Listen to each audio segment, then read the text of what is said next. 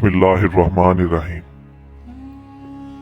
कौन जानता था एक टीवी शो हमें बहुत सारे तरीकों से रोशन कर सकता है, क्योंकि मुस्लिम दुनिया को इर्तक रोल और इसी तरह के उस्मानी ड्रामों के दबाव में दबाया जाता है।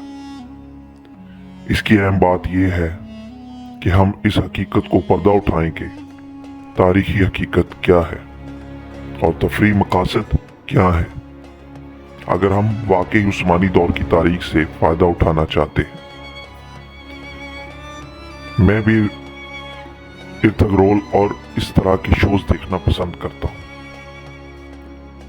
लेकिन एक ही वक्त में गैर हकीकी हीरो तख्लीक करने की बजाय तारीख में सच्चाई का जश्न मनाने और अपने हीरोज की तारीफ करने दे जो उन्होंने हकीकत में किया।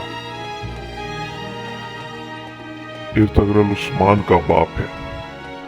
कई कबीले के छोटे हिस्से के साथ सिर्फ 400 खैमों के साथ इर्तगरल ने मगरब की तरफ मुश्किल रास्ता इख्तियार किया और एक अजीम तरीन सल्तनत की बुनियाद रखी। 7 दिन कोपैक के जरिए सुल्तान अलाउद्दीन को जहर आलूद करने के बाद इसने कोपैक की हुकूमत के खिलाफ बगावत की और अपनी ही रियासत, इसका दारुल हुकूमत सोगोट शहर का ऐलान किया। इसकी बीवी से इसकी मोहब्बत और एहतराम बड़े पैमाने पर मशहूर थे। हलीम सुल्तान के साथ इसके 4 बेटे थे और वो 90 साल की उम्र में फौत हो गया।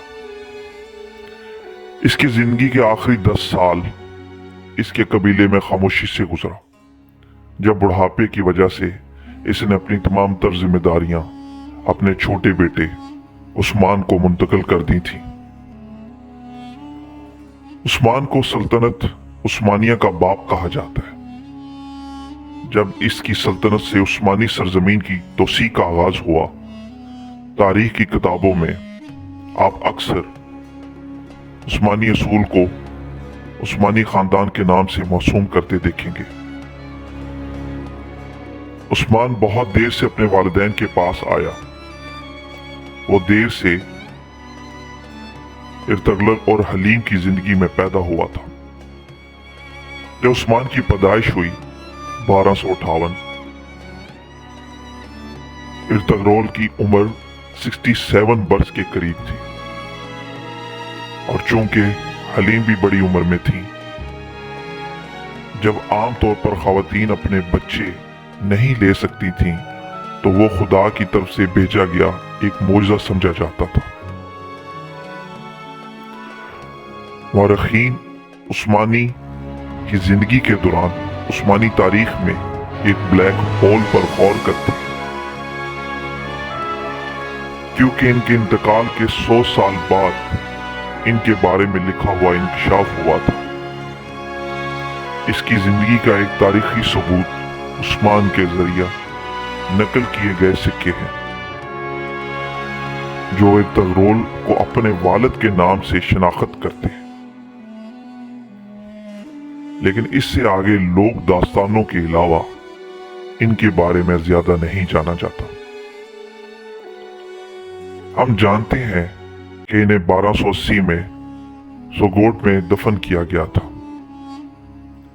इनकी कब्र के इर्द गिर्द हलीम सुलेमान, हलीम मदर, इसके बेटे गंड्स, स्यूसी बी, सारवक्तो और उस्मान, इसके भाई डंडर, तरगोत अल्प, समसा अल्प, अब्दुर्रहमान और बहुत सारी कब्रें हैं।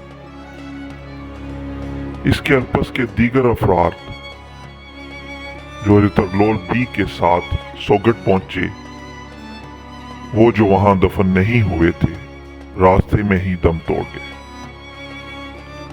कहा जाता है कि इर्तगरल के लिए वक्फ एक मकबरा और मस्जिद उस्मान अव्वल ने सोगोट में तामीर करवाई थी,